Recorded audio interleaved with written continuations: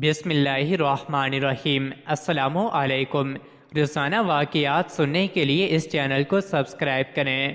ایک مرتبہ حضرت الیاس علیہ السلام نے والد کو کہا کہ میرا بھائی خضر بادشاہی میں کوئی رغبت نہیں رکھتا، لہٰذا اگر آپ ان کی شادی کر دیں تو شاید ان کی کوئی اولاد ایسی ہو جائے جو سلطنت کے امور کی محافظ بن سکے اور بادشاہی کا تاج پہن سکے۔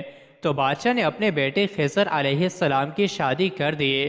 لڑکی بھی حسین اور کنواری تھی۔ تو حضرت خضر علیہ السلام نے اس کو کہا کہ مجھے عورتوں کی حاجت بالکل نہیں ہے، بس اگر تو چاہے تو میں تیرا راستہ چھوڑ دیتا ہوں، اور اگر تو چاہے تو میرے ساتھ رہ کر عبادت میں مصروف رہ اور میرے اس راز پر پردہ پوشی کرتی رہنا۔ تو لڑکی نے کہا ٹھیک ہے، اور پھر ان کے ساتھ رہنے لگی، حتیٰ کہ پورے 1 سال کا وقت گزر گیا۔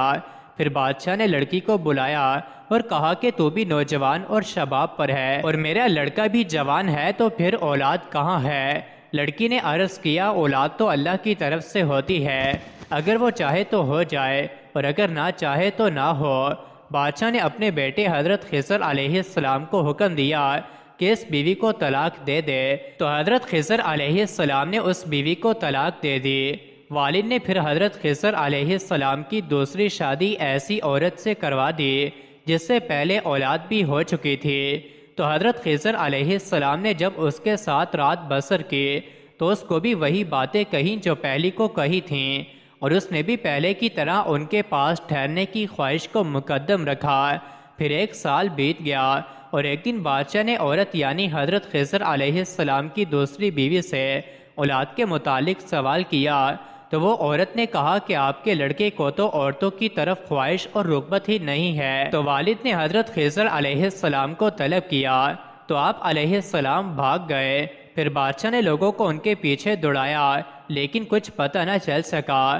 کہا جاتا ہے کہ آپ علیہ السلام کے بھاگنے کی وجہ یہ تھی کہ آپ نے دوسری عورت کو راز فاش کرنے کی پاداش میں قتل کر دیا تھا، اور اس وجہ سے بھاگے اور پہلی کو طلاق دے کر خلاصی دے دی۔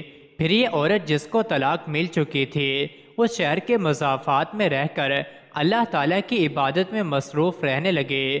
ایک مرتبہ اس کے پاس سے ایک شخص کا گزر ہوا، لڑکی نے اس شخص سے شادی کر لی اور پھر دونوں کو اللہ نے اولاد سے بھی نواز دیا۔ پھر قدرت سے عورت فرعون کی لڑکی کی ملازمہ بن گئی اور اس کے بالوں میں کنگھی کرنے کی خدمت اس کے سپرد تھی۔ ایک مرتبہ یہ ملازمہ فرعون کی بیٹی کو کنگھی کر رہی تھی کہ ہاتھوں سے چھوٹ کر نیچے گری، تو ملازمہ کی زبان سے بسم اللہ نکل گیا۔ فرعون کی بیٹی فوراً بولی کیا میرے والد؟ تو ملازمہ نے فرمایا نہیں، میرا رب اور تیرا رب اور تیرے باپ کا رب بھی اللہ ہی ہے۔ تو لڑکی نے فرعون باپ کو اطلاع پہنچا دی۔